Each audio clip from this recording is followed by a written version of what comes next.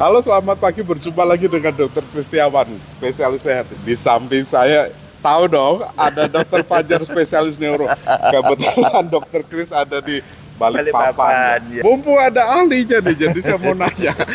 Tanda-tanda dini gitu, Dok. Ya. Kita kena stroke tuh bagaimana? Ya. Supaya kita selalu waspada kan gitu ya? Ya. Ya. Tanda-tanda atau gejala awal, gejala dini yang harus diperhatikan sebetulnya kita bisa melihat dari bahasa tubuh kita. Salah satunya yang paling gampang, orang itu ingatnya kan P3. P3 itu pelo, perot, sama parese. Parese itu artinya lumpuh. Nah, 3 ini adalah gejala awal yang orang sudah paham ini sebetulnya stroke. Tetapi yang harus diingat bukan P3 saja, Dok. Ada gejala lain yang orang mengiranya itu adalah sesuatu yang bukan stroke. Contoh misalnya di bidang THT juga adanya vertigo. Ya, orang pusing biasa ini. Sudah biasa kita beli obat warung. Nah, ternyata vertigonya sentral. Ternyata ada stroke di otak bagian belakang. Nah, ada juga gejala tiba-tiba sakit kepala mendadak. Sakit kepala mendadak. Iya. Ya, sakit kepalanya itu berbeda dengan keseharian. Pokoknya pengalaman pertama.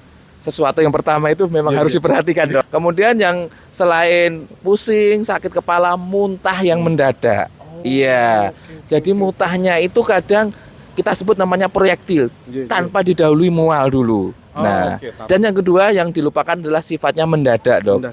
Yang sesuatu mendadak itu harus kita perhatikan.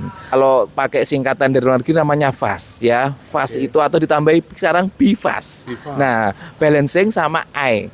Balancing tadi ya antara vertigo sama sakit kepala dan gangguan mata. Ya, jadi kalau BIFAST E-nya itu I, jadi tiba-tiba matanya kabur. Ingat itu ada stroke di mata. Jadi dari definisi AHASA selain di otak, sekarang ditambah dengan stroke di mata sama stroke di spinal atau di tulang belakang.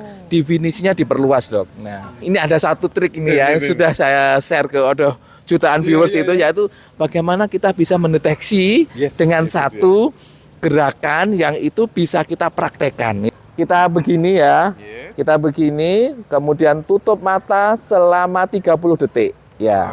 Kemudian setelah ini kita perhatikan gerakan tangan kita. Jika kita tetap seperti ini, insya Allah sehat walafiat. Tetapi apabila tangan kita itu tiba-tiba turun gini, otomatis sendiri ya lemesnya. Ini adalah parese yang sangat lemah atau yang tidak ketahuan, Dok. Namanya pronator drift. Pronator drift itu tangannya harusnya begini, tiba-tiba berbalik. Ya, itu ada kelemahan yang sangat lemah atau sangat ringan yang kadang orang tidak mengetahui. Atau yang kedua, ya kita tes saja begini, Dok.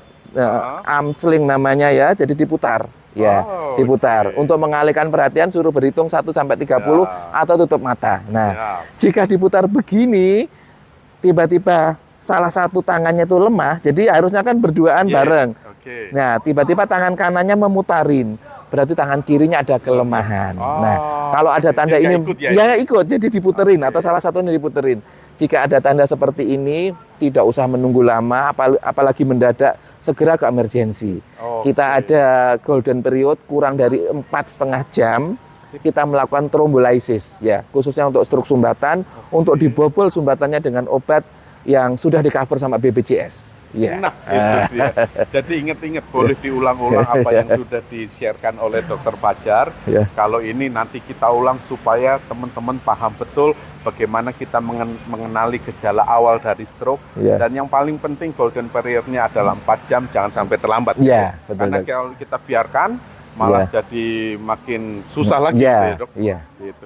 Dokter Fajar, terima kasih. Terima kasih, Dokter Kristiawan. Selalu, semoga Amin. Dengan keberadaan Dokter Fajar di Balikpapan bisa merawat pasien-pasien yang amin, Dok. Dokter juga sehat, bisa merawat pasien hati dan kepala leher juga.